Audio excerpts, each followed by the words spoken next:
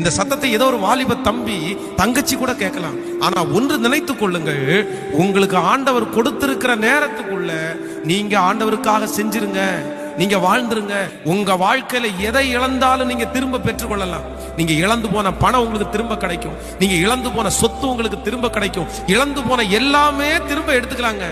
ஆனா நீங்க இழந்தது திரும்ப கிடைக்காது. என்னன்னா, நீங்க நேரத்தை வந்து ஒரு டைம் இழந்துட்டீங்க அப்படின்னா திரும்ப அந்த நேரம் உங்களுக்கு கிடைக்காது. தேவ பிள்ளையே, சிலர் காலையில எந்திரிச்சு என்ன செய்தாங்க, இன்னைக்கு என்ன செஞ்சீங்க, 24 மணி நேரத்தில் நீங்க என்ன பண்ணீங்கன்னு கேட்டா நிறைய பேருக்கு என்ன பண்ணணும்னே தெரியலங்க. ஆண்டவருடைய பிள்ளையே, உங்களுக்கு கொடுக்கப்பட்டிருக்கிற நேரத்துல நீங்க அவைலபிளா இல்லை அப்படின்னா உங்களை விட்டுட்டு ஆசீர்வாதம் அழகா இன்னொருத்தருக்கு ஷிஃப்ட் ஆயிடும்.